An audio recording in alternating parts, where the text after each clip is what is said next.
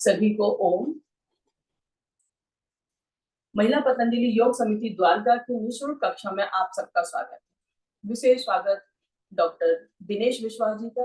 आप बरेली से हैं। आज आपने बहुत अच्छा विषय रखा है।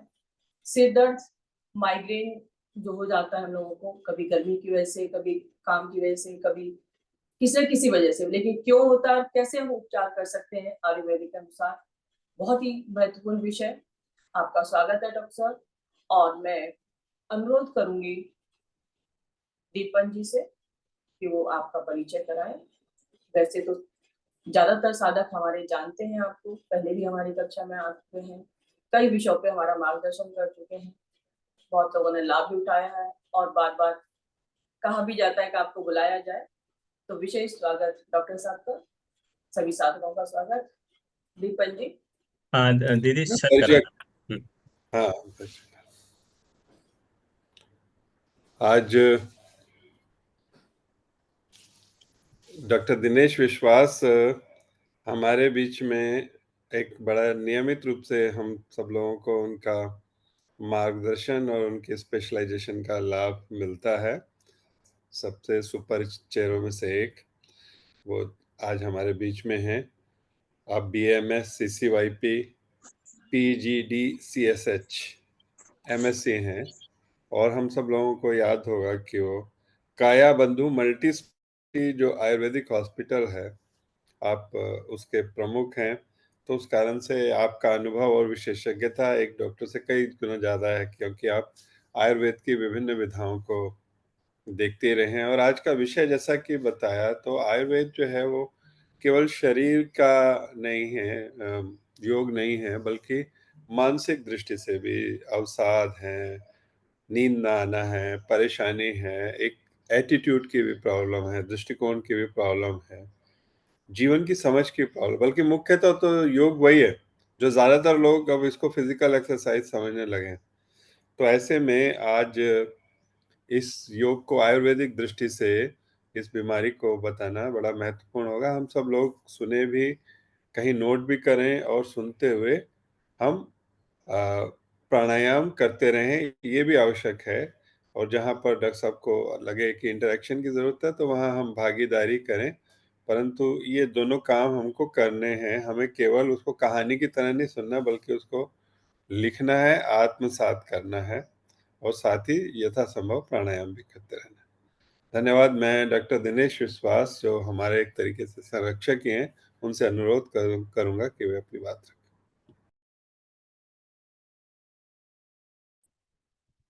धन्यवाद। आप सभी को मेरा प्रणाम। मेरी आवाज आ रही है आप लोगों को? जी जी, सर। आ रही है। आज का जो विषय है बेसिकली सब लोग ने बोला माइग्रेन। तो माइग्रेन जो शब्द है वो तो अभी मेरे को लगता है 50 साल भी नहीं हुए हैं उसको इजाद हुए।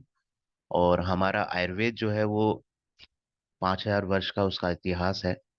और जो माइग्रेन शब्द तो हमारे संहिताओं में नहीं आया है, लेकिन शिरा शिरोरुजा और शिराशूल या शिरा रुक करके इस तरीके से हमारे संहिताओं में महर्षियों ने इसका वर्णन किया है।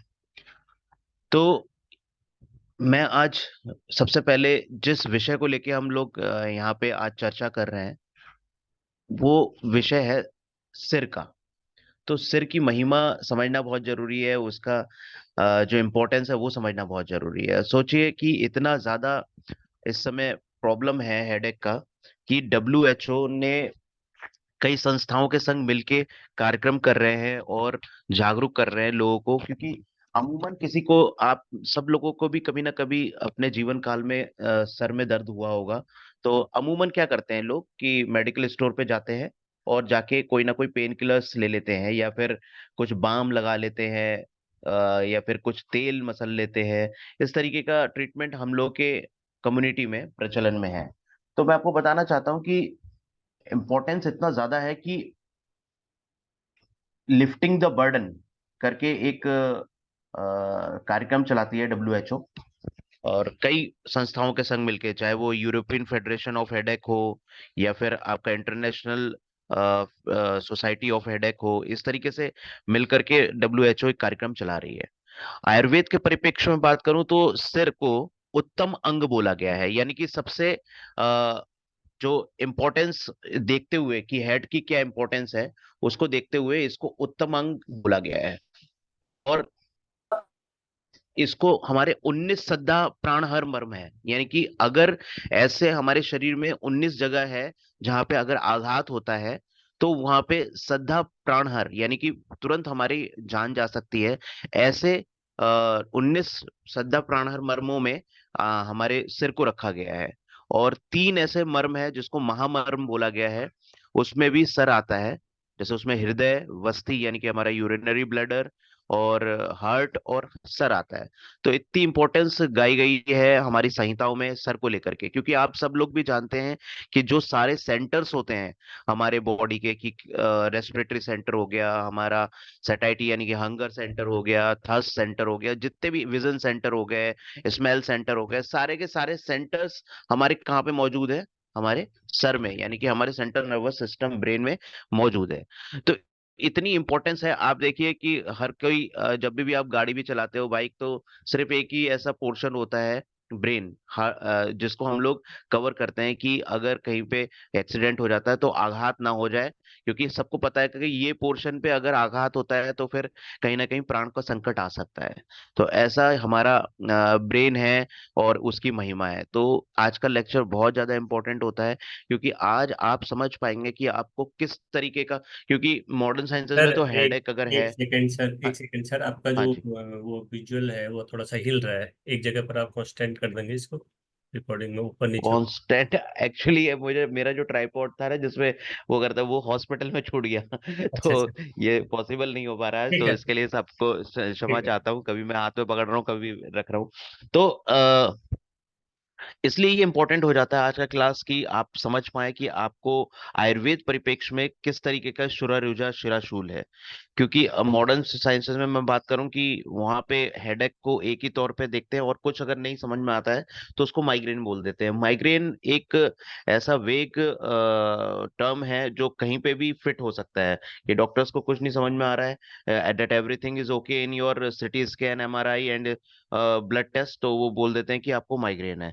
तो माइग्रेन को हम लोग इसलिए वो बोल देते हैं कि ये मेंटेन डिजीज है, आपको जीवन भर दवा खानी पड़ेगी इसकी, या फिर जब जब भी आपको दर्द होगा तो आपको पेन किलर्स लेने पड़ेंगे। लेकिन आज हम आयुर्वेदिक परिप्रेक्ष्य में देखेंगे कि किस तरीके का क्लासिफिकेशन हमारे आचार्यों ने वर्णित किया है हेडेक को लेकर के। तो उसके बारे में थोड़ा सा मैं बताऊंगा। देखिए, जैसे हम अपने पूरे शरीर को अगर डिवाइड करें तो हमारा जो चेस्ट तक का पोर्शन है, ये कफ का स्थान है, यानी कि ब्रेन से लेके हमारा चेस्ट तक का पोर्शन ये कफ का स्थान है।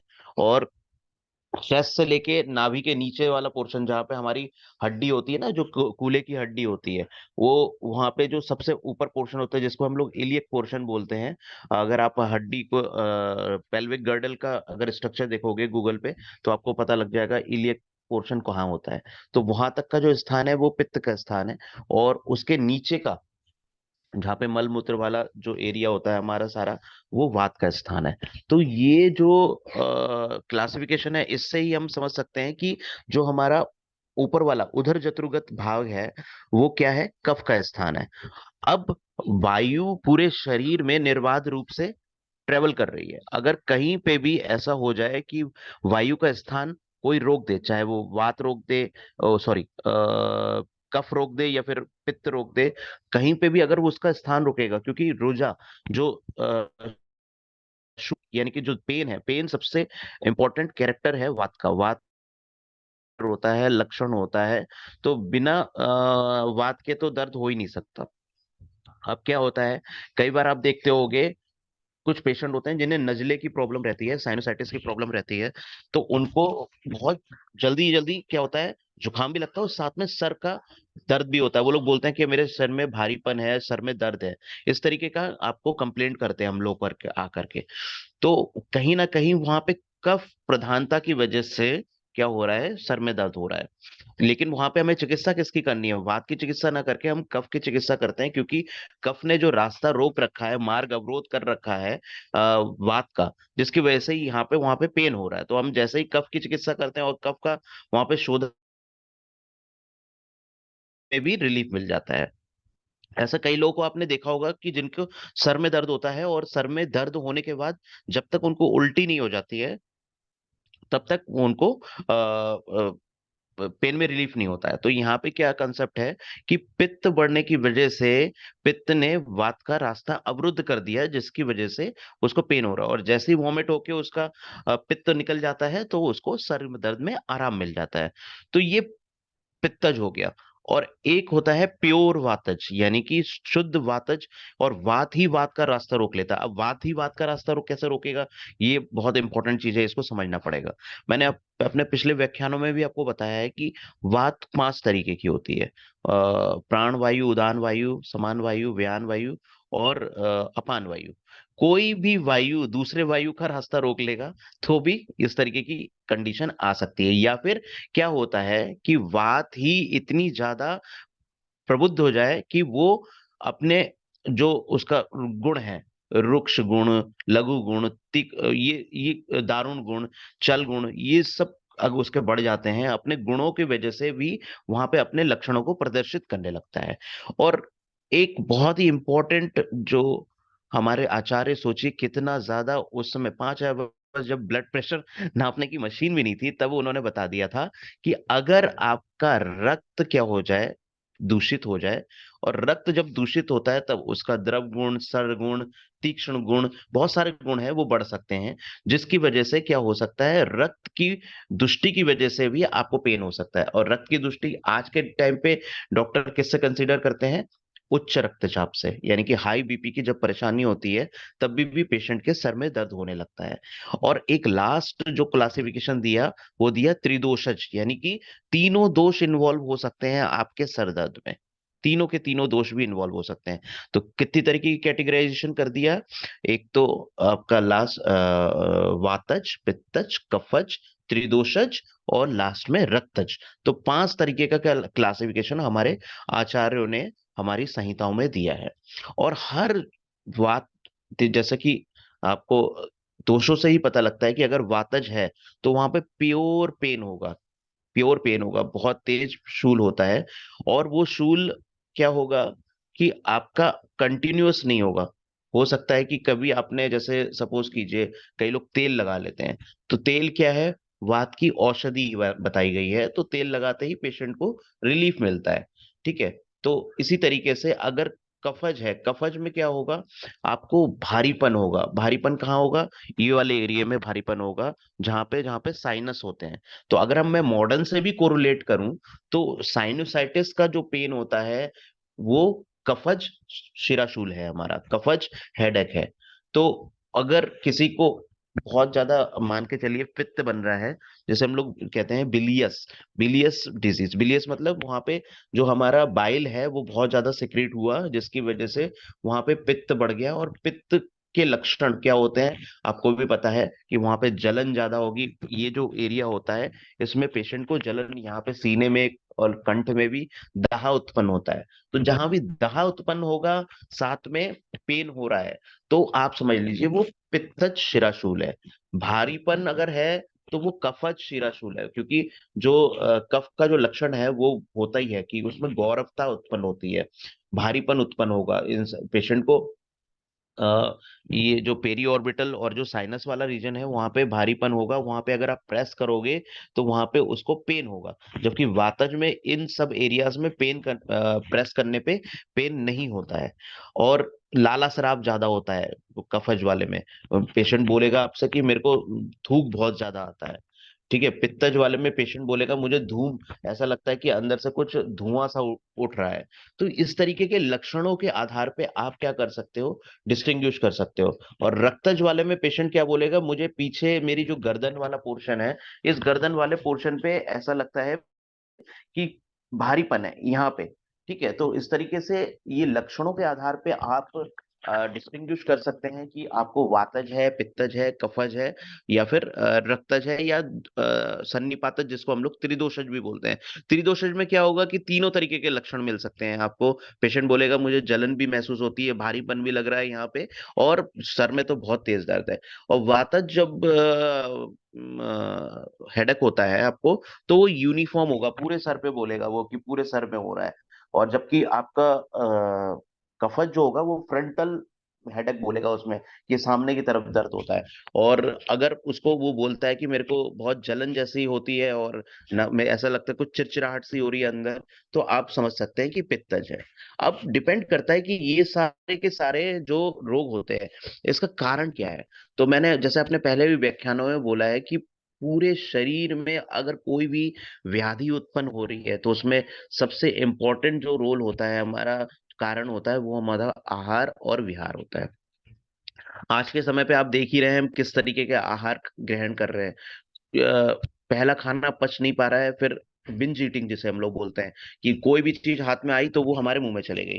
तो इतना इम्पोर्टेंट हमारी ये चीज हो जाती है कि पहला खाना जब तक ना पचे तब तक हमको क्या नहीं करना है, दूसरा खाना नहीं खाना है, जिसको हम लोग बोलते हैं अध्यशन। अध्यशन करने से क्या होता है ये आप समझ लीजिए कि चूल्हे पे अगर आपकी हांडी रखी हुई है और पहला खाना पका नहीं है और आपने दूसरा खाना पकाना स्टार्ट कर दिया है, तो क्या होगा, ना पहला खाना सही से पकेगा और ना दूसरा खाना सही से पकेगा। और दोनों ही खाना सही से ना पकने की वजह से वहां पे क्या होगा, आम की उत्पत्ति होती है। क्योंकि जब मैंने पहले भी व्याख्यानों में आपको बोला है कि आहार जब जठर अग्नि का संयोग होता है, हमारे जो डाइजेस्टिव फायर का संयोग होता है, तो सबसे पहले बनता है रस, रस के बाद बनता है रक्त, रक्त के बाद बनता है मांस, फिर मेद, अस्थि, मज्जा, शुक्र। ये उत्तरोत्तर धातु बनती है और हर धातु की अपनी एक अग्नि होती है। अगर रस से रक्त बनना है तो रस पे रस अग्नि काम करती है, रक्त पे रक्त अग्नि काम करती है, और मांस पे मांस अग्नि, मेद पे मेद अग्नि, अस्थि पे अस्थि अग्नि, मज्जा पे मज्जा अग्नि, और मज्जा अग्नि के बाद शुक्र। शुक्र के बाद कोई भी अग्नि नहीं होती है, शुक्र की अपनी कोई अग्नि नहीं होती है, क्योंकि ये हमारा सबसे सर्वोच्च धातु होता है। तो ये कहने का मेरा आशय ये है कि ये जो धातुओं का अग्नि है ये भी प्रॉपर होनी चाहिए, जठर अग्नि भी प्रॉपर होनी चाहिए, तब जाकर के हमारा सम्यक पाचन होता है। तो कभी कभी जो आम बनता है, टॉक्सिन बनता है, वो हमारे ग्रॉस लेवल पे बनता है, यानी कि जठर अग्नि के सही ना होने पे सीधे आम बन जाता है, या फिर हमारी कोई धातु अग्नि है वो कमजोर है जिसकी वजह से वहां पे भी आम की उत्पत्ति होती है। और यही आम क्या करती है, स्रोतो अवरोध करती है और दोषों को वहां पे स्रोतो अवरोध करके उनके लक्षणों को उत्पन्न करती है। जैसे सपोज कीजिए आम बना और वो हमारे ब्रेन में जाके स्टक हो गया, तो वहां पे भी पेन करेगा वो, ठीक है, वो भी एक हेडेक का रूप ले सकता है। तो मैंने ये बताया कि हमारा आहार का पाचन ठीक से होना चाहिए। दूसरा, विषमासन हम लोग कर लेते हैं। विषमासन मतलब कि कोई भी जैसे चीज होती है विरुद्ध वाली, जैसे अगर आपने खाया ठंडा तो उसके बाद ले लिया गर्म, ठीक है, तो इस तरीके से आहार विहार नहीं करना चाहिए। जो शास्त्रों में हमारे वर्णित है कि ये विरुद्ध आहार विहार है, वो सब नहीं करना चाहिए। मीठे के संग खट्टा, ठीक है, इस तरीके से आहार विहार अगर आप करते हो तो वो भी कहीं ना कहीं इस शिरोरुजा का एक कारण बन सकता है। दूसरा, रूखे आहार विहार हम लोग बहुत करने लगे हैं। रूखे आहार विहार जैसे फास्ट फूड है, जंक फूड्स है, ये हम बहुत ज्यादा सेवन करने लगे हैं, जिसकी वजह से वात की बहुत ज्यादा वृद्धि होती है। दिवा स्वप्न, दिन में सोने लगे हैं हम लोग। अधिकतर लोगों से पूछो तो पेशेंट बोलता है हाँ दिन में सो जाते हैं। सिर्फ, मैं पहले ही बोल चुका हूँ, सिर्फ ग्रीष्म ऋतु में आप दिवा स्वप्न कर सकते हो। इसके अलावा आप किसी भी ऋतु में दिवा स्वप्न करते हो तो कहीं ना कहीं वो आपके दोषों को प्रभावित करता है। रात्रि जागरण, बहुत लोग आजकल ये फैशन में आ गया है कि रात में लंबे समय तक, इवन स्टूडेंट्स भी रात में पढ़ते हैं और सुबह लेट उठते हैं। तो इसकी वजह से भी आपके, और अमूमन जो बच्चे हैं उनकी ये कंप्लेंट रहती है कि हमें बहुत दिक्कत होती है, सर में दर्द होता है।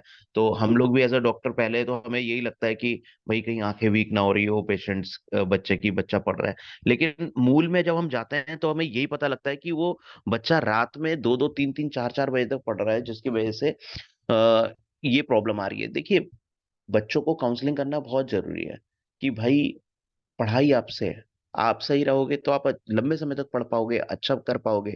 बट आप एक छोटे गोल को हासिल करने के लिए एक बड़े लॉन्ग टर्म में एक ऐसी समस्या आप उत्पन्न कर लो जो फिर कब सही होने से नहीं हो पाती। क्यों?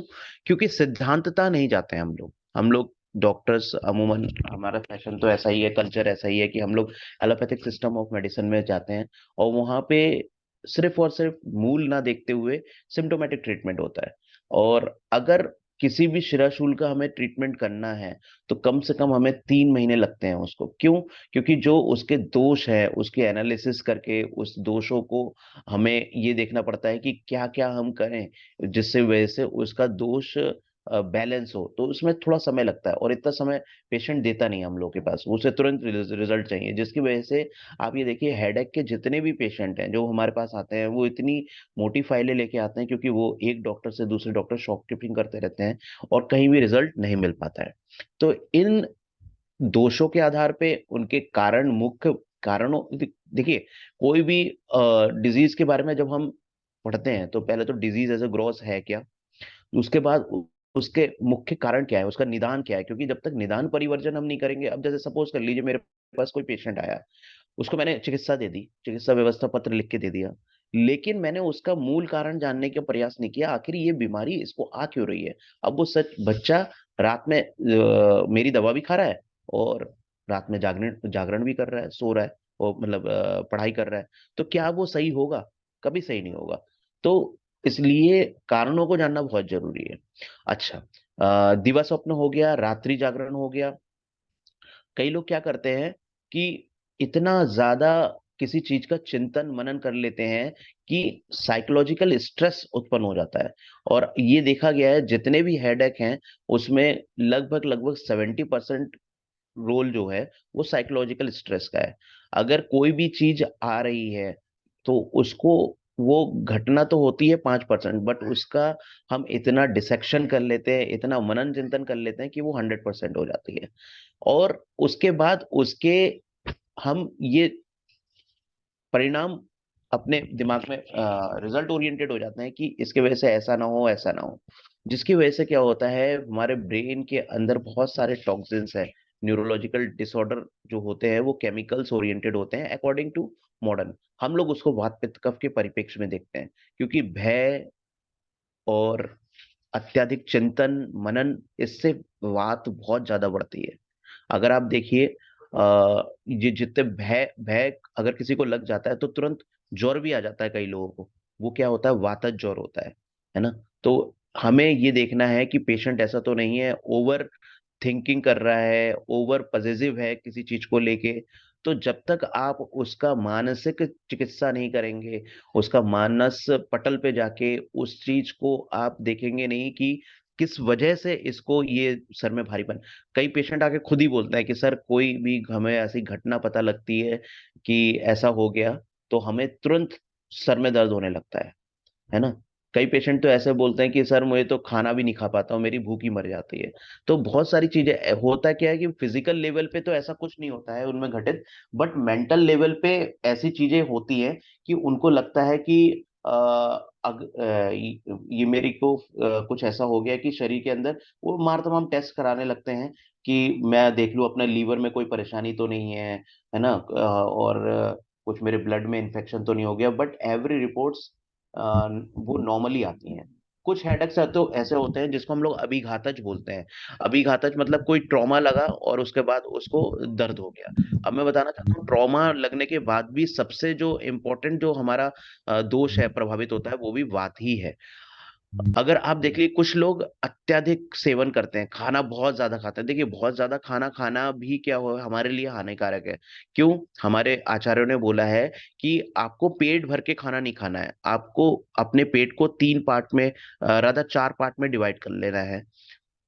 सबसे पहले पार्ट में आपका जो सॉलिड फूड हम लोग खाते हैं उसका स्थान होना चाहिए। सेकंड पार्ट में आपका लिक्विड फूड होना चाहिए, और थर्ड पार्ट में वात पित्त कफ के लिए जगह छोड़ना चाहिए, और थोड़ा सा स्पेस और छोड़ना चाहिए ताकि जो खाना आपने खाया है वो क्या हो, अच्छे से चर्न हो पाए, वहां पे मूवमेंट हो पाए, जो हमारे जितने भी डाइजेस्टिव जूसेस हैं जिसको हम लोग पाचक रस बोलते हैं, वो क्या हो उससे आपस में मिल पाए। लेकिन ऐसा नहीं होता है और हम लोग क्या करते हैं इतना ज्यादा खा लेते हैं कि पेट में उस तरीके की जगह ही नहीं बचती। कई लोग क्या होते हैं कि पेशेंट आते हैं उनका हेडेक, हम वो हेडेक की हिस्ट्री लेके आते हैं, फिर जब हम हिस्ट्री उनसे पूछते हैं, मूल कारण जानने का प्रयास करते हैं, तो पता लगता है कि वो अल्कोहल बहुत दिनों से ले रहा है, और अल्कोहल लेने की वजह से भी आपके न्यूरॉन्स डैमेज होते हैं, वात आपका बढ़ जाता है, जिसकी वजह से इस तरीके की प्रॉब्लम्स आ सकती है। अगर हम देखें कि विहार जो हमारा कई पेशेंट ऐसे होते हैं, वो बोलते हैं कि सर जैसे ही मैं एसी में बैठता हूँ या फिर कोई मॉइस्चर ऐसी जगह पे जाता हूँ जहाँ पे वेंटिलेशन सही नहीं है, तो वहां पे मेरा दर्द होने लगता है। कई लोग ऐसा बोलते हैं कि सर कुछ स्प्रे या फिर परफ्यूम हम लोगों ने किया तो उसकी वजह से मेरे को सर में दर्द हो गया। तो ये सारी की सारी चीजें जो हैं वो कहीं ना कहीं वात को ही प्रभावित करती हैं, जिसकी वजह से तुरंत वात बढ़ता है और प्रॉब्लम होने लगती है। कुछ लोग बोलते हैं जैसे ठंडी हवा में मैं जाता हूँ या फिर ओस में मैं जाता हूँ, अ, ओस ओस में मैं जाता हूँ, तो उसकी वजह से ऐसा होने लगता है। तो ये सब कुछ कारण है जिसकी वजह से इस तरीके का देखा गया है कि प्रॉब्लम होती है। और आपने देखा होगा कि आजकल एक चीज हमारे प्रचलन में नहीं है, दैट इज ओलिएशन, यानी कि अभ्यंग करना चाहते हैं हम लोग, मालिश नहीं करना चाहते, जिसकी वजह से भी ये सारे के सारे प्रॉब्लम्स हमें होते हैं।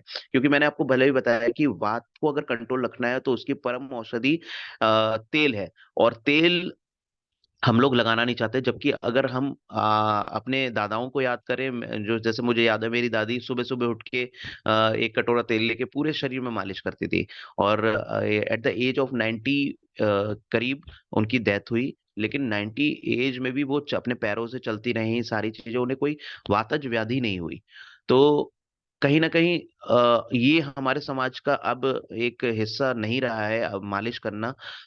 इवन मैं ये देखता हूँ कि छोटे बच्चों में भी बहुत कम कर दिया है लोगों ने मालिश करना। आजकल तो डॉक्टर्स भी बोल देते हैं कि तेल मत यूज कीजिए, उससे दाने हो जाते हैं, ये हो जाता है।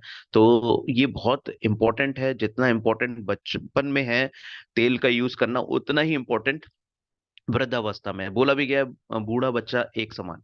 तो ये सारी चीजें अगर लक्षणों को एक बार फिर से देखें, तो मैंने आपको पहले ही बताया, कोई भी एक बिना लॉजिकल रीजन आपके सर में दर्द होने लगे तो वातज हेडेक है। और उस हेडेक को अगर हम तेल की ही जस्ट मालिश कर लें तो हमें उसमें आराम मिलने लगता है। अगर हम देखें, जो वातज हमारा जो दर्द है वो हमारे पूरे शंख प्रदेश, ललाट, इन सब पे दर्द होगा। और पेन जो है में के साथ कुछ कानों में झंझनाहट या फिर टिनिटस जैसे हम लोग बोलते हैं, वो सब भी मिल सकता है आपको। अगर पित्तज की बात करें तो मैंने बताया था कि आपको बर्निंग सेंसेशन मिलेगा। ठीक है, आपको नोज, आईज, गले में यहाँ पे बर्निंग सेंसेशन मिल सकता है, जो कि रिड्यूस हो सकता है अगर हम कोल्ड का एक्सपोजर करें। एक हम लोग उपशय अनुपशय चिकित्सा करते हैं। उपशय अनुपशय में क्या होता है कि पहले देखिए, कोई भी डायग्नोस्टिक टूल तो था नहीं आचार्यों पे, तो आचार्य लोग क्या करते थे कि कोई एक ऐसी चीज पेशेंट को दे के देखते थे कि जिससे पता लगे कि ये वातज है, पित्तज है, कफज है। जैसे मैंने आपको बताया कि अगर आप तेल की मालिश कर लें या थोड़ी सर की सिकाई कर लें या फिर आप स्टीम ले लें, तो आपको क्या होता है, अगर आराम मिलता है तो वो वातज है, क्योंकि वात का जो लक्षण है वो शीत है। अगर आप उष्ण चिकित्सा देते हैं तो वहां पे आपको रिलीफ मिल सकता है। और इसी तरीके से पित्तज में अगर आप, क्योंकि पित्त का जो गुण है वो उष्ण है, तो अगर आप उसको कोल्ड में, यानी कि अगर ऐसे पेशेंट को जब इस तरीके की प्रॉब्लम हो रही है, उसको एसी वाले कमरे में या फिर थोड़ा सा बर्फ की आप सिकाई करो तो उसे रिलीफ मिलता है। तो कहने का मतलब ये उपशय अनुपशय चिकित्सा है, जिससे आपको पता लग सकता है कि किस तरीके के पेशेंट को किस दोष से प्रभावित शिरा रुझाव हो रहा है। तो इस तरीके से होगा। और दूसरा, तृष्णा लग सकती है ऐसे पेशेंट को जिनको पित्तज शिरा रुजा है, तो उनको तृष्णा लगेगी, क्योंकि मैंने बताया कि उष्ण पित्त का लक्षण होता है, तो उसको भ्रम की स्थिति आ सकती है, पेशेंट को चक्कर आ सकता है और पेशेंट बेहोश हो सकता है। तो इस तरीके का प्रॉब्लम अगर हो रहा है तो उसको पित्तज शिरा रुजा में रखेंगे। और उसको जो पित्तज हेडेक है वो क्रोध करने पे बढ़ सकता है। ऐसे पेशेंट को जब क्रोध आता है तो वो बढ़ जाता है। और अगर ऐसा पेशेंट अगर फास्टिंग करता है या फिर अल्कोहल का कंजम्पशन करता है या फिर कोई आहार विहार में थोड़ी सी भी चूक करता है, अगर बड़ा पित्तज आप आहार विहार करोगे, जैसे वो पेशेंट खुद ही कहता है कि मैं उड़द की दाल खाता हूँ तो मुझे इस तरीके की प्रॉब्लम होती है, या फिर मैंने बाहर का खाना खा लिया तो मुझे ये प्रॉब्लम हो रही है।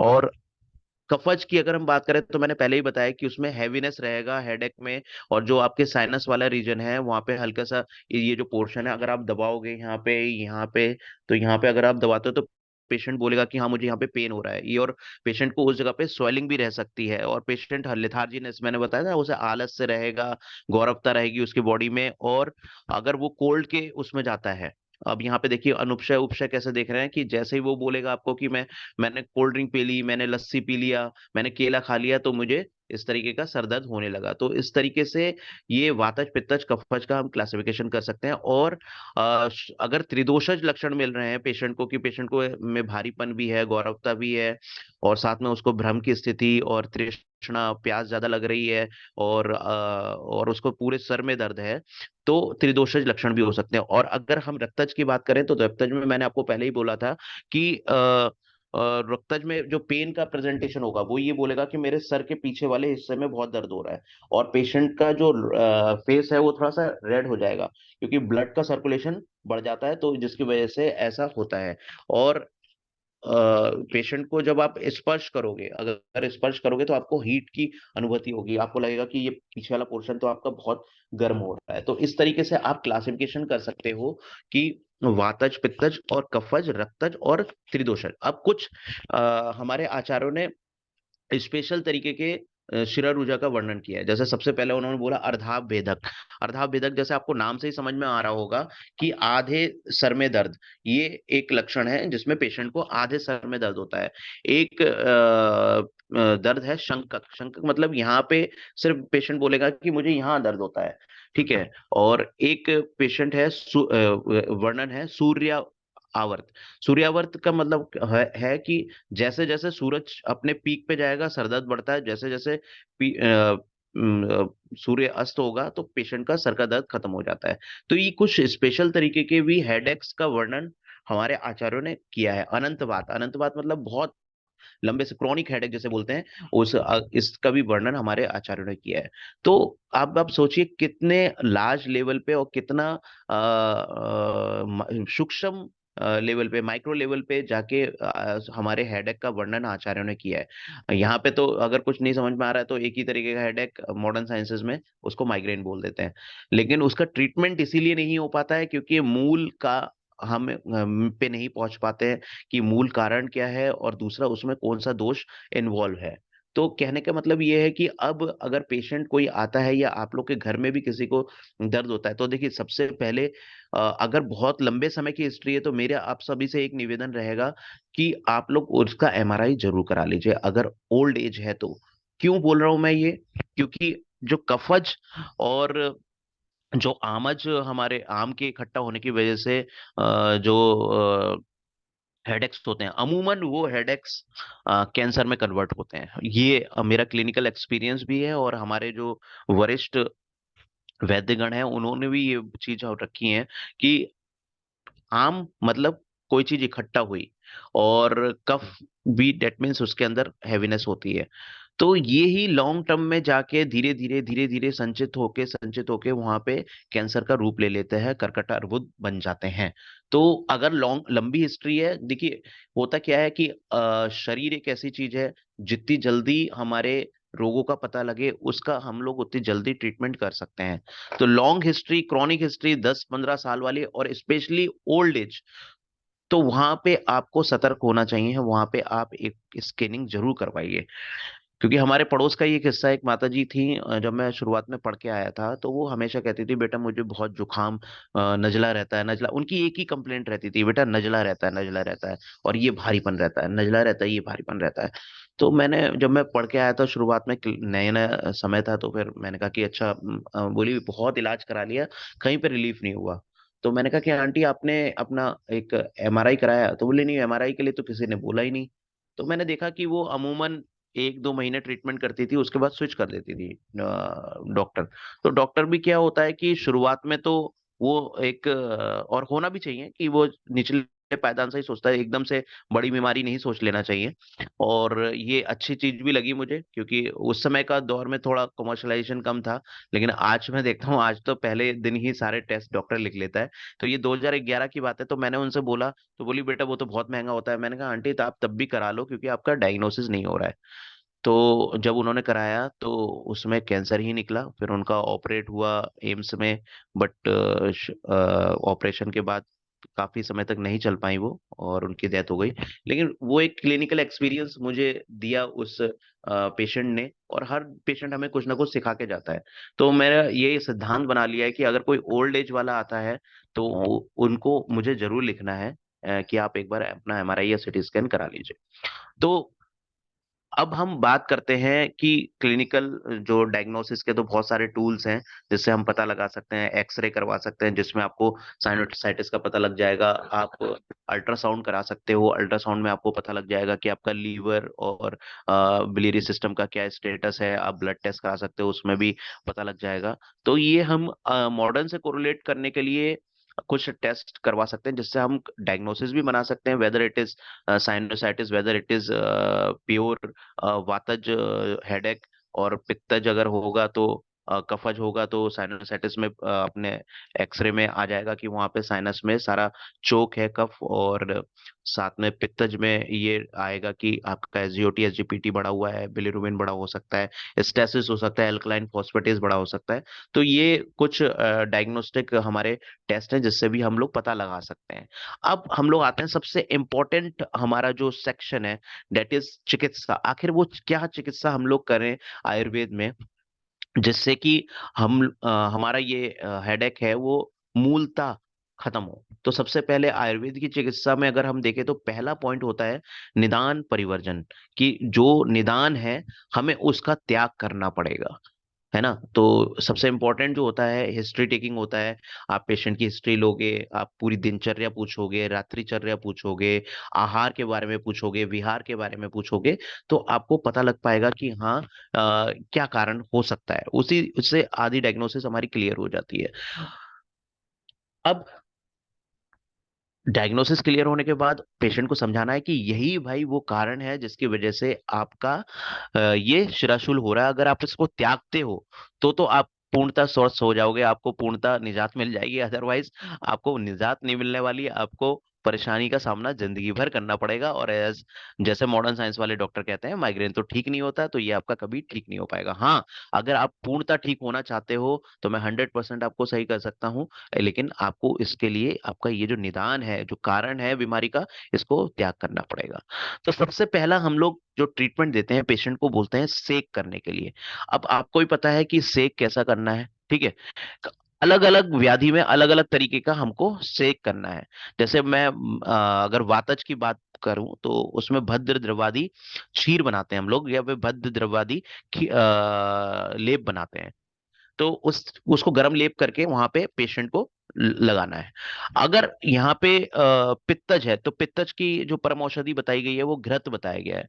तो कोई भी आप घी अगर उसका लेप करते हो इस हमारे ब्रेन में, तो अच्छा, ऐसे पेशेंट जो क्रॉनिक आते हैं तो हम उनसे बोल देते हैं कि आप अपना थोड़े दिनों के लिए बाल जो है, स्पेशली मेल को तो हम बोल ही देते हैं कि बाल आप छोटे करा लीजिए। वरना होता क्या है, स्पर्श आपके बालों पे ही रह जाता है चीजों का, आपका स्कैल्प पे नहीं लग पाता है। और फीमेल्स को हम लोग बोलते हैं कि आप लोग ये वाले पोर्शन पे थोड़ा अच्छे से लगाइए, क्योंकि ये ज्यादा एक्सपोज होता है फीमेल्स का, क्योंकि फीमेल के बाल को तो हम नहीं बोल सकते। तो इस तरीके के सबसे पहले सेक, और ये गर्म होना चाहिए। लेकिन अगर पित्तज है तो पित्तज में गर्म नहीं होगा, नॉर्मल होगा। दूसरी बात बोलते हैं हम लोग लेपन के लिए बोलते हैं। बहुत सारे हमारे ऐसे आयुर्वेदिक हर्ब्स हैं जिसका लेप करने से पेशेंट को रिलीफ मिल जाता है। अगर मैं बात करूं वातज की, तो वातज में हमारा बृहत पंचमूल करके एक हर्ब्स होते हैं जिसमें बिल्व, शोनाक, पाटला, गांधारी, है ना, और ये सारी चीजें होती हैं। उसका हम लोग लेप बना करके करते हैं। और पित्तज की मैं बात करूं तो वहां पे एक घृत होता है, जीवंती आदि घृत।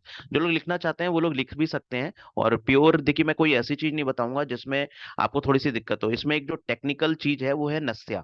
वो आप किसी भी वैद्य से आप मिल करके कर सकते हैं, खुद ना करें घर पे, क्योंकि उसमें थोड़ी सी कॉम्प्लिकेशंस आ सकती है शुरुआती 1-2 दिन में। क्योंकि आपको नाक में तेल डालना होता है, तो कई लोग क्या होते हैं उस चीज को बियर नहीं कर पाते हैं, एकदम से होने लगता है ये तो सर में दर्द बढ़ गया। बट वैद्य के आप उसमें करोगे सुपरविजन में, तो वो सारी चीजें समझता है, वो अपने हिसाब से टैकल कर सकता है उसको। बाकी सेक, लेप, ये सब आप कर सकते हो। तो ये अगर आप लिखना चाहते हो तो लिख सकते हो। तो पित्तज में जीवंती आदि घृत आता है, उससे आप कर सकते हो, उसका लेप करना है आपको। और कफज में पथ्यादि लेप, ये सारी चीजें जो आप मैं बता रहा हूँ, ये गूगल पे आप देखोगे पथ्यादि लेप, तो ये आपको मिल जाएगा। और त्रिदोषज में त्रिफला घृत का, और रक्तज में, रक्तज का ट्रीटमेंट लगभग लगभग पित्तज जैसे होता है, क्योंकि रक्त में कोई क्षमता नहीं होती है कि वो खुद दूषित हो सकता है, उसको पित्त ही जाके दूषित करता है, इसलिए हम लोग रक्त पित्त बोलते हैं, है ना।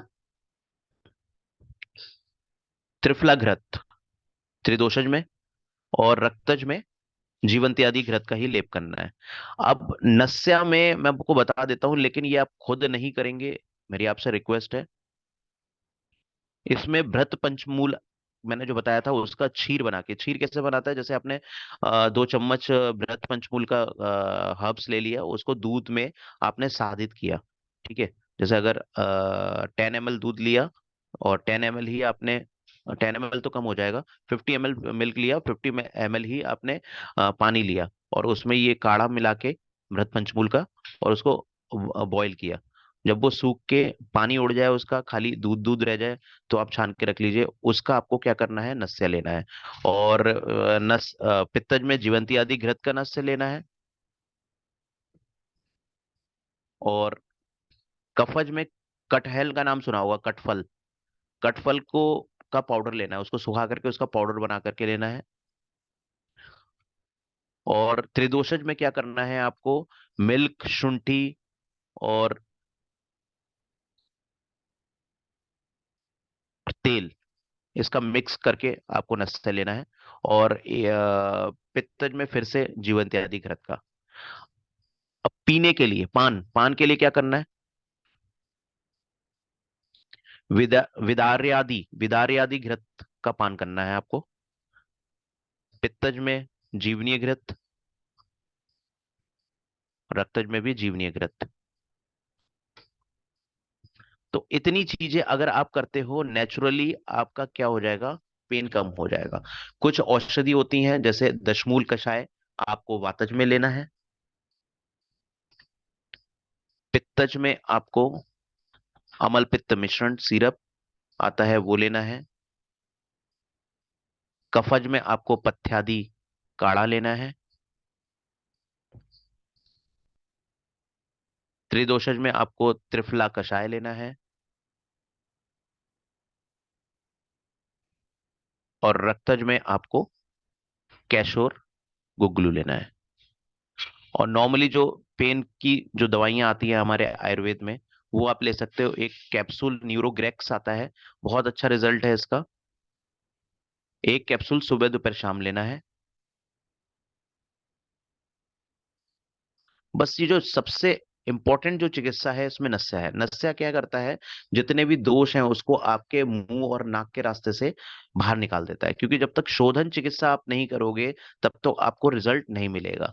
तो आधा पेशेंट तो आपका निदान परिवर्जन से सही हो जाता है, और आधा जितनी भी चीजें मैंने ये बताई है। अब एक बार पेशेंट ठीक होने के बाद ऐसा नहीं है कि उसके कभी सर में दर्द हो नहीं सकता, क्योंकि वो फिर से अगर निदानों का सेवन करेगा तो उसको फिर से हेडेक हो सकता है। तो ये एक जीवन जीने की कला हो जाती है, कि हम समझे कि मेरा किस वजह से सर दर्द है, और उसको समझ करके आप नेचुरल ट्रीटमेंट करते हो, तो आप पेन किलर से भी बच जाते हो।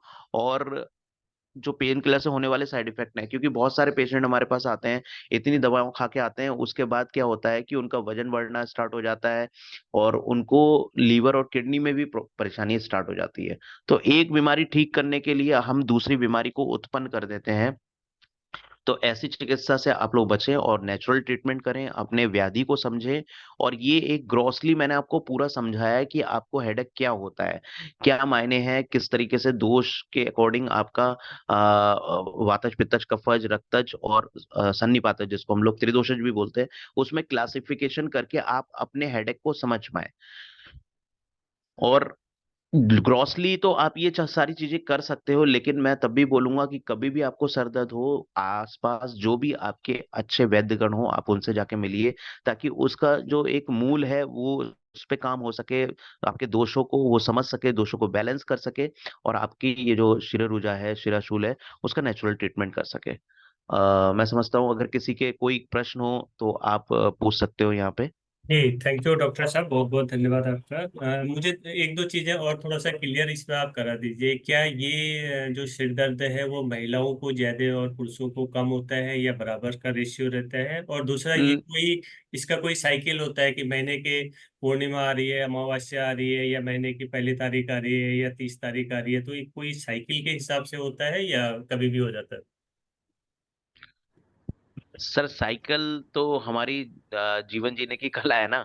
जैसा हम खाना पीना कर रहे हैं, जैसा हम आहार विहार कर रहे हैं, हमारा साइकोलॉजिकल स्टेटस कैसे महिलाओं में ज्यादा इसलिए होती हैं। आप सभी ये चीज मानोगे कि महिलाओं का जो सत्व होता है वो पुरुषों के बरसबर कम होता है। इसके कई एग्जांपल्स मैं आपको दूंगा। और पहला तो ये कि महिलाएं अमूमन घर में अधिकतर रहती हैं, जो हाउस वाइफ्स महिलाएं हैं। घर का काम करने के बाद देखिए 2 से 3 घंटा मैक्सिमम, उसके बाद वो फ्री हैं। जब आप फ्री रहते हो तो आपका जो थॉट प्रोसेस है वो बढ़ जाते हैं। जब आप किसी काम में इंगेज रहते हो तो आपका थॉट प्रोसेस कम होते हैं। जितना थॉट प्रोसेस कम होगा उतना आपका मेंटल स्टेबिलिटी है, जितना आपका थॉट प्रोसेस ज्यादा होगा उतना मेंटल स्टेबिलिटी कम है। तो कहीं ना कहीं सत्व कम जोर होने की वजह से महिलाओं में साइकोलॉजिकल स्ट्रेस बढ़ता है, उसी की वजह से दर्द भी बढ़ता है। तो ये महिलाओं में ज्यादा होता है पुरुषों के बरस पर, क्योंकि पुरुष बाहर अपना काम करके आ रहे हैं, थक हार के लेट जा रहे हैं। ठीक है। दूसरी बात आपने बोला कि कोई साइकिल, ऐसा कोई साइकिल नहीं होता है। कई लोगों को क्या होता है कि जैसे अगर फीमेल्स की मैं बात करूं, कि अधिकतर महिलाओं में जो हमने क्लिनिकल एक्सपीरियंस से एक वो किया है कि उन लोग के मेंसेस के टाइम पे ये इस तरीके की चीजें ज्यादा होती हैं। क्यों? साइकोलॉजिकल स्ट्रेस हो जाता है कि भैया उस महिला को बाहर में अपना काम भी करना है, और वो इस 5-6 दिन का जो प्रॉब्लम है उससे भी वो फेस कर रही होती है। तो वो एक जो आपने साइकिल वाली जो बात बोली, तो कभी हमने देखा है महिलाओं में उस दौरान ये परेशानी बढ़ जाती है, क्योंकि उनका स्ट्रेस रहता है कि मैं अपना काम भी करना है मुझे, और ये प्रॉब्लम भी मेरे साथ है। तो ऐसा कोई वो नहीं है, और बाकी आहार विहार के अकॉर्डिंग ही सारी चीजें होती हैं। जी एक तो मैं सभी लोगों से अनुरोध करूंगा जो खोल सकते हो अपने वीडियोस भी खोल कर रखें, जिससे कि हम लोग केवल। जी शुक्रिया देवेंद्र जी नेगी जी, बाकी लोग भी खोलें। बाकी लोगों से भी अनुरोध है कि वीडियो खोल कर रखें तो बातचीत हो पाएगी। सुधीर डॉक्टर जी ने दिनेश भी जी। खोला है, और निर्मल जी ने भी, धन्यवाद। अनूप सिंह जी ने भी। मैं एक, डॉक्टर साहब आपसे बाकी लोग भी खोलें, मैं एक प्रश्न ये करना चाह रहा था, क्योंकि इसमें तो बहुत तकनीकी जानकारी से काफी आपने बहुत ही, जिसको बोलते हैं ऑथेंटिक तकनीकी जानकारी दी बात पित्त किफ की। तो शायद वो तो उतना मतलब डिटेल में लोगों के लिए समझना मुश्किल होगा।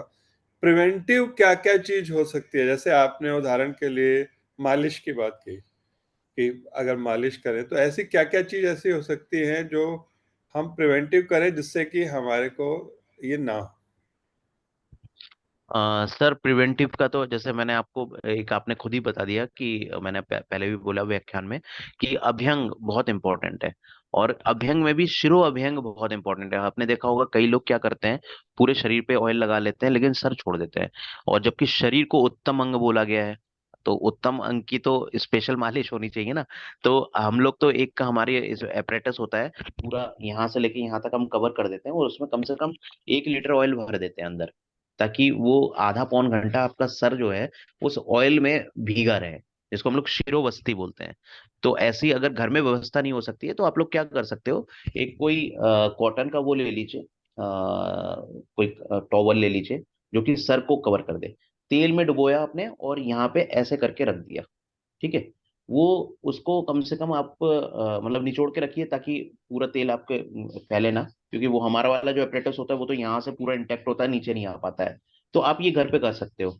या फिर आप क्या कर सकते हो, थोड़ा तेल रुई में भिगोया और सर पे यहाँ पे रख दिया। तो इस तरीके की चीजें जब आप करोगे तो बहुत अच्छा रिजल्ट आएगा। लेकिन उसमें भी हमें ये देख लेना है कि मेरा जो हेडेक है वो साइकोलॉजिकल स्ट्रेस और वातज वाला ही हो। क्योंकि अगर आप कफज वाले में करेंगे तो वो दर्द आपका बढ़ सकता है। क्यों?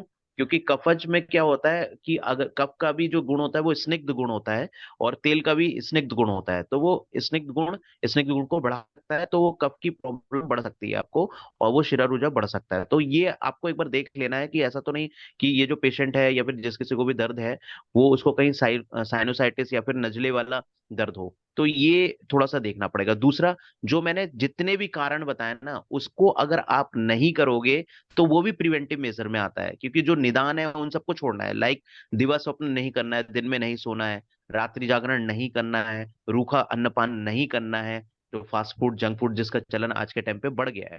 तो आपको पैक्ड कोई चीज नहीं खानी है, क्योंकि पैक्ड चीज भी रूखे में ही आता है, ठीक है। पैक्ड जंक ये सारी चीजें नहीं खानी है। अल्कोहल का कोई सेवन करता है, उससे ओरिएंटेड उसे दर्द हो रहा है, तो अल्कोहल का सेवन बंद करना है।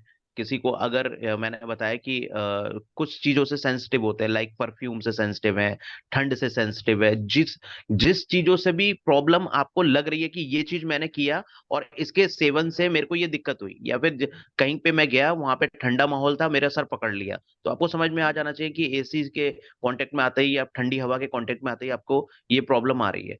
तो जो जो ये तो पेशेंट अच्छे से समझता है लेकिन उसको करता नहीं है, है ना। तो जो कारण है उसको ही अगर हम खत्म कर दें तो वो भी प्रिवेंटिव मेजर्स में हमारे आ जाता है।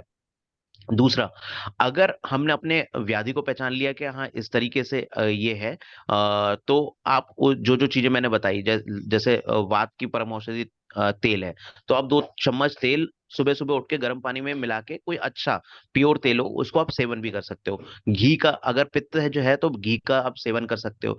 कफज अगर है तो आप शहद का सेवन कर सकते हो।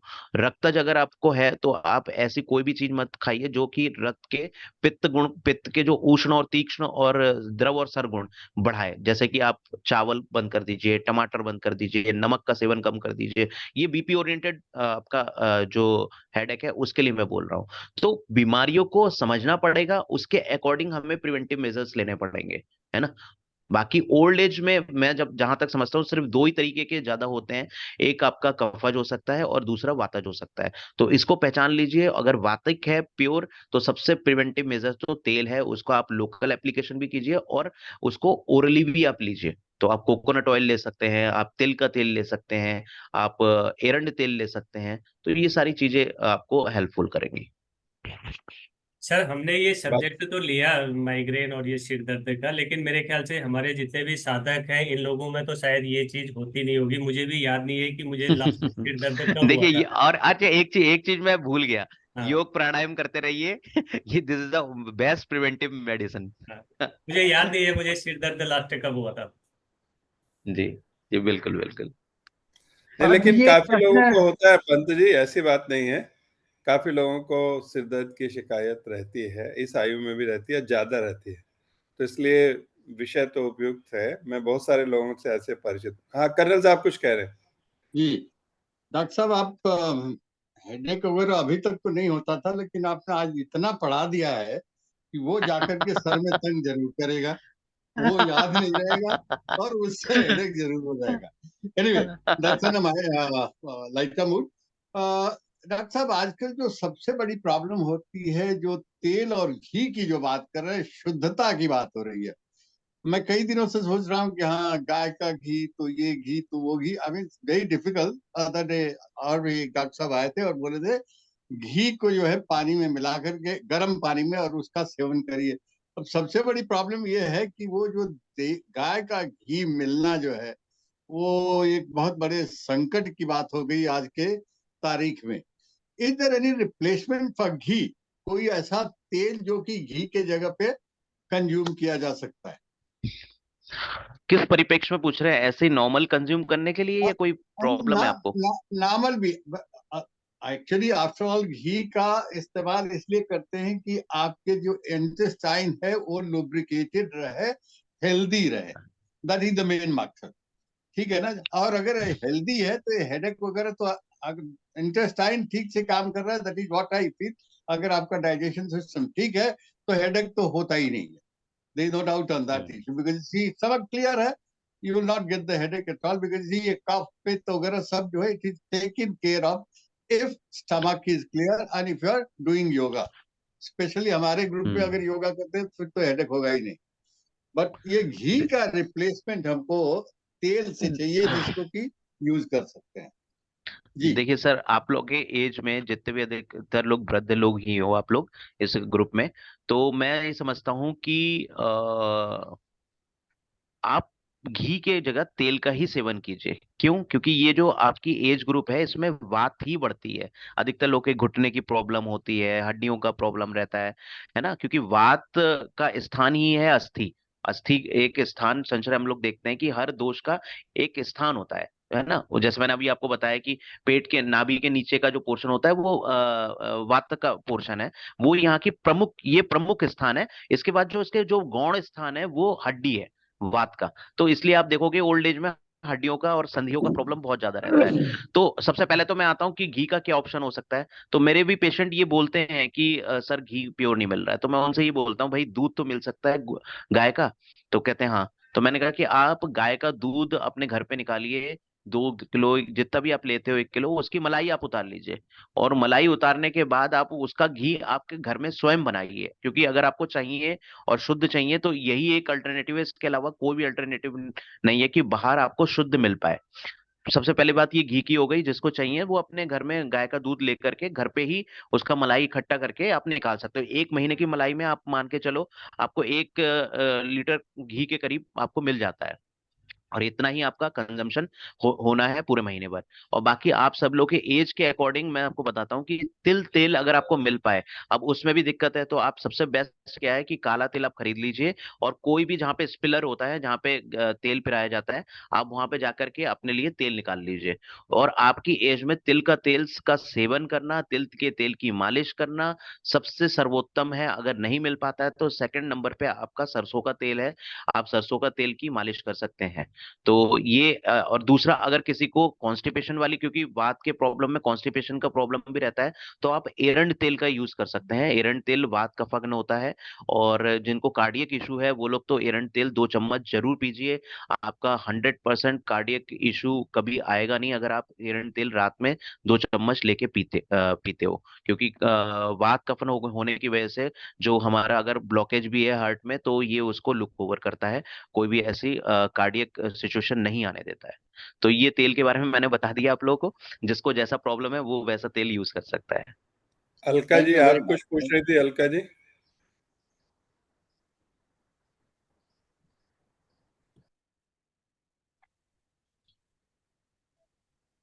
अलका जी मैं मैम ये आप म्यूट है मैम। जी मैं ये पूछना चाहती हूँ कि हमें मतलब वात है या कफ है, इन दोनों में से मतलब क्या है? जैसे कि अ,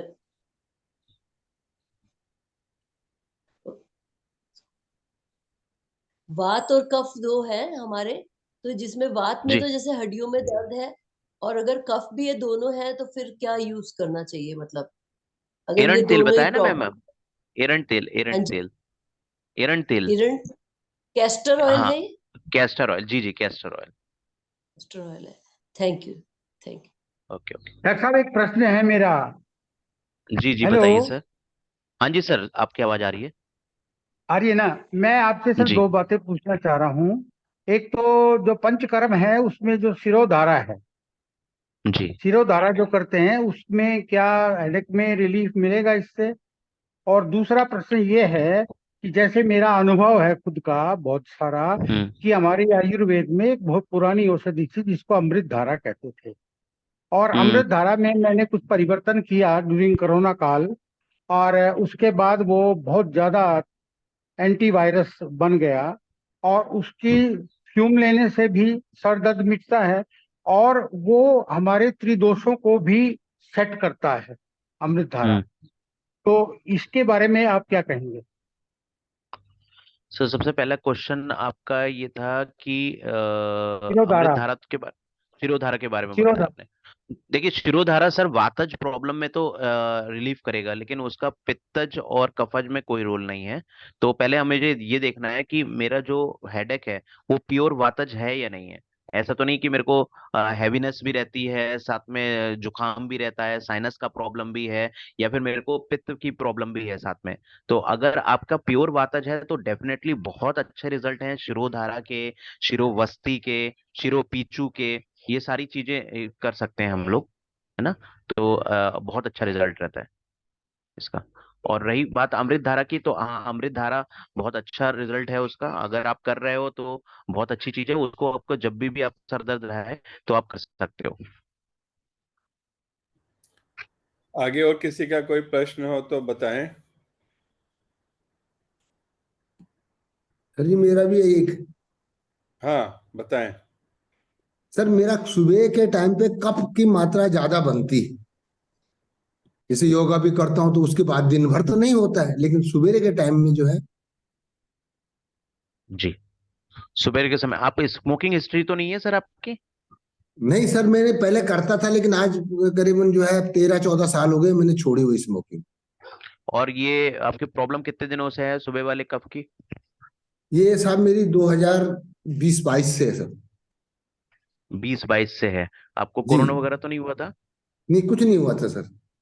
कुछ नहीं हुआ था। ठीक है सर, देखिए है क्या, वैसे तो इस आपकी व्यवस्था के अकॉर्डिंग तो कफ की प्रॉब्लम नहीं होनी चाहिए, लेकिन उसके बावजूद भी कफ का प्रॉब्लम अगर हो रहा है तो उसके सब 2-3 चीजें आप कर सकते हो, अगर कर पाओ आप तो। एक तो कुंजल क्रिया अगर आप कर सकते हो तो कुंजल क्रिया, या फिर कहीं पे आसपास कोई वैद्य हो तो वहां पे जाके आप अपना वमन करवा सकते हो। वमन करने से क्या होगा, जितना भी कफ संचित है ना वो सब निकल जाएगा आपका। दूसरा, कुछ चीजें आप जो घर पे कर सकते हो जिससे आपका कफ नियमित रूप से कम रहेगा। एक तो सबसे पहले आप एरंड तेल, मैंने अभी आपको बताया ना, वात जी। कफगन है तो वो उसका जी। सेवन कर सकते हो। सीतोपलादी चूर्ण आप नियमित रूप से लीजिए शहद में मिक्स करके, तो उससे भी आपका कफ दूर होगा। और कभी कभी क्या होता है ना कि ओल्ड एज में यहाँ पे सीलिया होते हैं हमारे, जो कि कफ जो बनता है उसको क्या करते रहते हैं, वहां से मोबिलाइज करके हटाते रहते हैं। वो सीलिया कम जी। हो जाते हैं, और स्मोकिंग करने वालों के भी वो सीलिया खत्म हो जाते हैं। जिसकी वजह से क्या होता है कि रात भर जो कफ यहाँ पे इकट्ठा रहता है वो सीलिया के कमी होने की वजह से वो यहाँ पे इकट्ठा हो जाता है, संचित हो जाता है। तो उसकी वजह से ये परेशानी होती है। तो आप सबसे बेस्ट क्या है कि आप उसको निकालने के लिए जो आप वमन करोगे ना, या फिर कुंजल क्रिया जो करोगे, वो सब निकल जाएगा। दूसरा, आप रात में कोशिश कीजिए कि एक बार गरारे करके आप लेटिए सुबह शाम। आप अगर गरारे करते हो हल्दी और थोड़ा सा नमक डाल करके, तो वो यहाँ पे जितना जी। भी इन्फेक्शन हो है वहां पे संचय हो रहा है तो उसको वो क्लियर कर देगा। तो ये आप 2-3 चीजें जो मैंने आपको बताई है वो कीजिए तो डेफिनेटली आपको लाभ होगा। लेकिन थोड़ा सा लंबे समय तक आपको करना है। इंसान सोचता है कि हफ्ते 10 दिन में, नहीं, ये आपको कम से कम 45 दिन तक रेगुलर करना ही करना है। ठीक है। और थोड़ा सा कफज आहार विहार जो होता है, जैसे चावल हो गया, दही हो गया, केला, ठंडी चीजें, कोल्ड ड्रिंक, आइसक्रीम, फ्रिज में रखी हुई चीजें, ये सब चीजों का आप सेवन बंद कर दीजिए, और डेफिनेटली आपको 45 दिन में ही बहुत अच्छा रिलीफ हो जाएगा। ठीक सर, ओके, धन्यवाद देवेंद्र सर। जी, देवेंद्र हाँ जी, एक जी, सेकंड रेखा जी, नींबू देवेंद्र ले जी, सकते हैं जी? दे, दे, अलका जी आप नींबू। बीच में अभी, अलका जी एक बार जी प्रश्न करने मैं दें। नींबू का पूछ रही थी। हाँ बोलिए, जी मैं बोलिए। नींबू का पूछ रही थी, नींबू ले सकते हैं क्या कफ हो तो? देखिए, कफ, नींबू के कुछ गुण जो होते हैं वो कफ को बढ़ा सकते हैं। तो जब तक आपका कफ खत्म ना हो जाए तो आप मत लीजिए, क्योंकि देखिए कोई भी एक स्पेसिफिक चीज जो होती है वो तीनों दोषों पे काम करती है। कुछ प्रधान रूप में करती है, कुछ प्राधान्य रूप में करती है। जैसे होते हैं ना, एक, अगर कहीं पे भी आप बैठते हो तो सबसे पहले आपका वीवीआईपी होते हैं, देन वीआईपी, देन फिर नॉर्मल लोग बैठते हैं। तो उसी तरीके से क्या होता है, कोई भी चीज हम खाते हैं तो कुछ वात को बहुत ज्यादा बढ़ाते हैं, कफ को उससे कम बढ़ाते हैं, पित्त को उससे कम बढ़ाते हैं। तो ये जो नींबू है ये आपका मेन तो पित्त को बढ़ाता है, लेकिन ये कफ को भी कुछ ना कुछ मात्रा पे, किंचित मात्रा में बढ़ाएगा। तो जब तक आपका कफ ठीक नहीं हो जाता है तब तक आप उसका सेवन मत कीजिए। देवेंद्र नेगी जी आप कुछ पूछ रहे थे? डॉक्टर साहब, जो आपने नस्य क्रिया बोला उसमें मैं जानना चाहता हूँ कि जो नाक में जो तेल डालना, या उसके बाद जो जल नीति, दुग्ध नीति और ये नीति होती है सर, इसी को क्या नस्य क्रिया बोलते हैं? नहीं नहीं नहीं सर, नस्य में क्या होता है मैं आपको बताता हूँ। ये जो आपका उदर जत्रुगत एरिया होता है ना, ये पूरा, इसको पहले हम स्टीम देते हैं, पूरा भाप दे देते हैं। फिर एक कोई ऑयल होता है, वो भी अकॉर्डिंग टू अकॉर्डिंग चेंज होता है। तो उससे पूरे ये एरिया की मसाज होती है। मसाज होने के बाद यहाँ का ब्लड का सर्कुलेशन जब बढ़ जाता है, मसाज करने का मतलब ये ब्लड का सर्कुलेशन हम बढ़ा रहे हैं, तो नाक के अंदर वो तेल डाला जाता है। वो तेल क्या करता है, हमारे पूरा जो ये एरिया है, जितने भी दोष हैं, वात पित्त कफ, उसको खींच के ला करके नाक और मुंह के रास्ते से निकाल देता है। और जैसे ही हमारे वो दोष निकल जाते हैं उसके बाद फिर हम धूमपान कराते हैं। तो ये मैंने बताया ना कि नस से आपको घर पे ट्राई नहीं करना है, ये आप कोई भी नियर बाय आपका पंचकर्मा सेंटर हो, कोई कुशल वैद्य हो, वहां पे जाके आप कराइए, बहुत अच्छा रिजल्ट आता है। इवन सर्वाइकल का प्रॉब्लम 100% सही होता है नस्या से। हम नाक में डालते हैं, उसका जो इम्पैक्ट आता है वो हमारे पूरे गर्दन पे आता है ना। तो बहुत अच्छा रिजल्ट है, क्योंकि देखिए दोषों को निकालने के लिए शरीर में हमारे 5 चीजें हैं। वमन मुंह के रास्ते से, विरेचन लैट्रिन के रास्ते से, वस्ती एनिमा दे करके, और नस से नाक के रास्ते से, और एक लास्ट में रक्त मोक्षण यानी कि ब्लड जो गंदा है हमारे शरीर में उसको बाहर निकाल के। तो ये 5 तरीके हैं जिससे हम दोषों को जो हमारे शरीर में बढ़े हुए हैं उसको शरीर से बाहर निकाल सकते हैं। तो ये दिस इज ऑल अबाउट नस्या। वो सूत्र नीति जल नीति वो हमारी षट क्रिया में आता है ना। वो उसका योग का पार्ट है, जो हमारी जो जिसे हम लोग बोलते हैं षट क्रिया।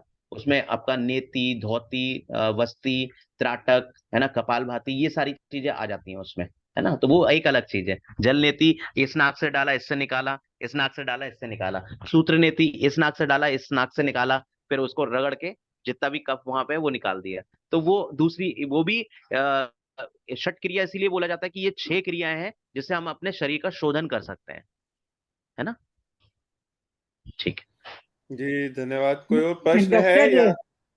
हाँ रेखा डॉक्टर जी बताइए। पंचकर्म द्वारा ऑस्टियोआर्थराइटिस को ठीक कर सकते हैं ना? मैम देखिए, सबसे पहली चीज रेखा मैम बोल रहे हैं ना शायद। हाँ, मैं बोल रही जी हूँ। जी जी। हाँ मैम, देखिए सबसे पहली चीज मैं आप सबको बोलना चाहता हूँ, और आप लोग मुझसे बहुत ज्यादा कहीं ना कहीं एज में भी बड़े हो और विद्वान भी हैं, क्योंकि इतने दिनों से आप योग कर रहे हो। परमात्मा की बनाई हुई चीजों में जब डिफेक्ट आ जाता है ना मैम, वो पहले जैसा नहीं हो हाँ, सकता। ठीक होने का अच्छा, मतलब होता है कि कंप्लीट क्योर। हम मैनेज हाँ, तो कर सकते हैं, हम पेशेंट का जो हाँ, घुटने में स्वेलिंग है, जो दर्द हाँ, है, उसको तो मैनेज कर सकते हैं, ठीक कर सकते हैं। लेकिन ये कहना हाँ, कि आपका बिल्कुल ठीक हो जाएगा, तो ये बहुत एक हाँ, मैं कहना चाहता हूँ कि पेशेंट को एक कंफ्यूज करने वाली स्टेज है। तो आप ये मान के सही चलिए सही, इस एज में जो हो गया उसको बदल नहीं सकते, है ना। अच्छा, जैसे आपका आज से 30 साल पहले जो घुटना था वो वैसा तो नहीं हाँ, कर सकते, लेकिन हाँ जो नहीं, स्वेलिंग है, जो पेन है, वो हाँ, ठीक हाँ, हो जाता वो, है पंचकर्मा हाँ, से। हम वही मुझे, ऑपरेशन से बचा सकते हैं पेशेंट को। हाँ, हाँ, वही मुझे लगा। परसों ऑनलाइन एक पुणे के डॉक्टर का ये लगा था, तो उन्होंने क्या जी बोला है, ऑस्टियोआर्थराइटिस में जो कार्टिलेज है, हम तो आयुर्वेद द्वारा आयुर्वेदिक ट्रीटमेंट हम दे रहे हैं। कहाँ, पूना महाराष्ट्र में किधर किधर उनके सेंटर है, जी उधर आए जी। तो ये क्योर हो जाता है। इसलिए मुझे भी बिलीव नहीं हो गया वो, मतलब ऑपरेशन नहीं मुझे नहीं कब से नहीं। डॉक्टर बोल रहे, मगर मैंने जी। बोला तो मैं भी बोल दिया मैंने, क्योंकि मैं तो ऑपरेशन नहीं करूंगी और ये हम्म। आयुर्वेदिक ट्रीटमेंट तो ले ले लूंगी। कोई बोलता है हाँ केरला केरला किधर भी ट्रीटमेंट लेना अच्छा है, तो मैंने वही डिसाइड किया। तो ऐसा कैसा अब तक कोई नहीं बोले थे कि क्योर हो जाता है। मैं, हाँ।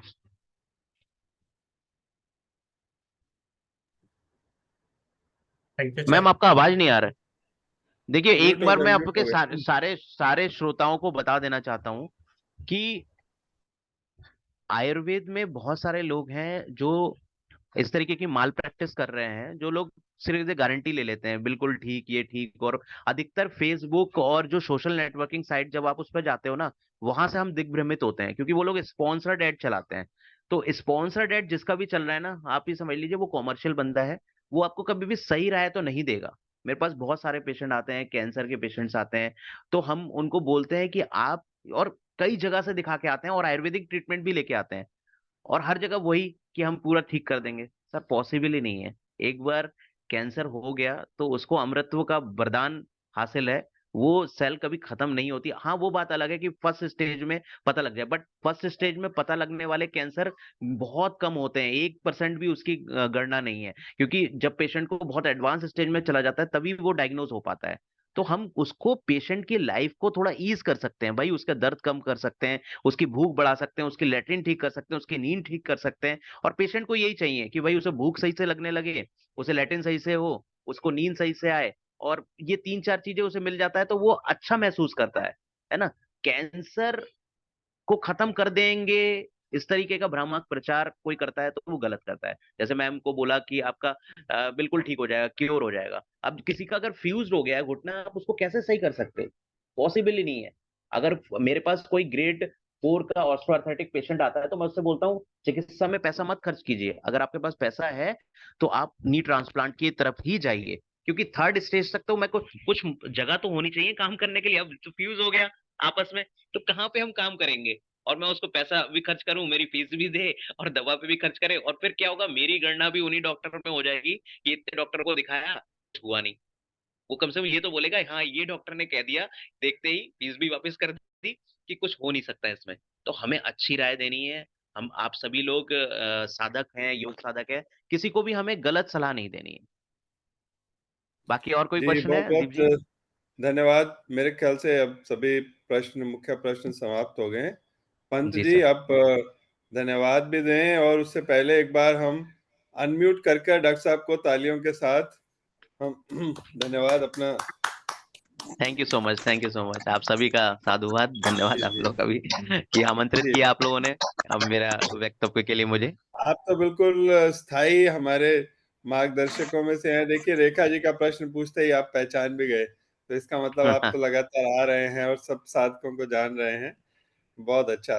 तो पंत जी, आप धन्यवाद कर दें। हाँ, थैंक यू सर, बहुत बहुत धन्यवाद आपका। सर इतने बिजी रहते हैं कि मैंने सर के साथ सब्जेक्ट डिसाइड करना था, मैंने खुद लिख करके भेजा, सर ने ओके लिख दिया। उसके बाद फिर मैंने जो है लिखा कि संडे का ये लिंक है, सर ने ओके लिख दिया। अब मैंने कहा मैंने सर से तो बात नहीं हो पा रही है कि सुबह उठ पाए नहीं उठ पाए अभी, तो मैं सुबह से 3-4 बार फोन कर चुका था। मैंने कहा तो काफी व्यस्त रहते हैं और काफी अच्छा सुझाव देते हैं। बहुत बहुत धन्यवाद सर आपका, और आगे भी हम आपकी सेवाएं लेते रहेंगे, और इतना अच्छे आप हमें देखिए दीप जी, मैं बताऊं, मेरे लिए कोई भी टॉपिक आप ले सकते हो, क्योंकि जो हाँ, आयुर्वेदिक डॉक्टर होता है ना, उसे संपूर्ण वो डॉक्टर होता है, उसे कोई नहीं, बीमारी आप बोलोगे वो सब पे व्याख्यान दे देगा, क्योंकि हमारा पूरा कंसेप्ट वात पित्त कफ पे ही है ना। अगली बार कोई टॉपिक दोगे तो भी मैं वात पित्त कफ ही लेके आऊंगा। ठीक सही। है, तो एनी टॉपिक, कोई भी आप टॉपिक अपने आप से ही कर लिया करो, ठीक है? और ठीक। दूसरा सर आप थैंक सर यू सो आज मच। आज तो हमने पंत जी आज तो हमने सरसूल विज्ञान पढ़ लिया पूरा।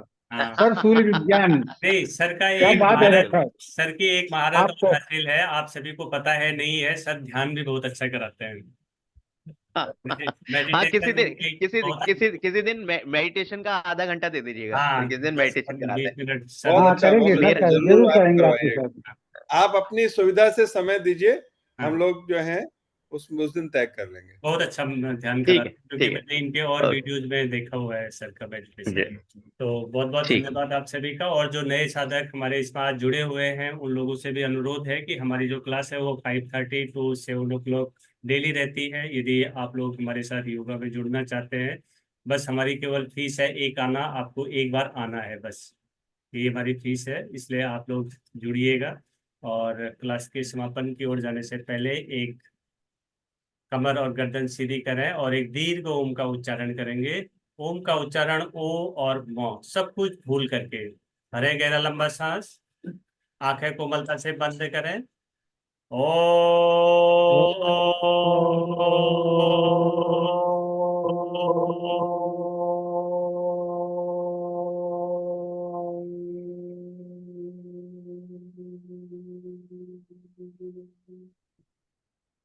ओम देव शांति अंतरिक्षे गुम शांति पृथ्वी शांतिरापः शांतिरौषधयः शांति वनस्पतयः शांतिर्विश्वे देवाः शांति ब्रह्मा शांति सर्वैवं शांति शांतिरेव शांति सामा शांतिरेधि।